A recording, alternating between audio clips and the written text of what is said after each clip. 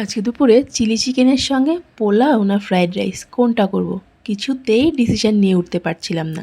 একদম লাস্টে গিয়ে আমার পছন্দটাকে প্রাধান্য দিয়ে আমি পোলাওটাই বানাতে বসলাম। তো পোলাওয়ের জন্য যেটা দরকার পেঁয়াজটা বেরেস্তা করা, একটুখানি বেশি তেল নিয়ে পেঁয়াজটা আমি হালকা বাদামি করে ভেজে নিলাম। আর পেঁয়াজটা ভাজা হলেই আমি খুবই হালকাভাবে পোলাওটাই করব। আগের দিন পোলাওটা করার পর একটুখানি নিজের মধ্যে কনফিডেন্সটা একটু বেড়েছে।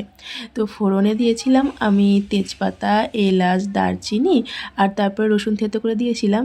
আর ওই ফ্রাইড রাইস আর পোলাও দুটো একসঙ্গে করতে গিয়ে আমি ভাবলাম বাড়িতে কিছুটা ছিল পেঁয়াজকলি, সেটা দিয়েছিলাম আমি চিলি চিকেনের মধ্যেও। আর কিছুটা ভাবলাম যে দিয়ে দিই পোলাওয়ের মধ্যে, ওই দুটো স্বাদ একসঙ্গে একের মধ্যে দুই হয়ে যাবে।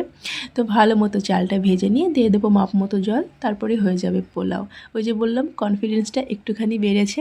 আর এই পোলাওটা হতে হতে ওদিকে আমি পাখিকেও স্নান টান করিয়ে নেব। পোলাওটা হতে একদমই টাইম লাগবে না, একদম লো ফ্লেমে দিয়েই আমি গিয়েছিলাম।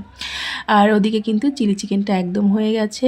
বিয়েবাড়ির বাজনা অলরেডি বাজতে শুরু করে দিয়েছে। আর আমাদের বাড়িতে বিয়েবাড়ির আমেজ তৈরি করতে আমি করেছিলাম পাখির পছন্দের রান্নাবান্না। ওদিকে কিন্তু পাখি গানের তালে তালে নাচ করছে।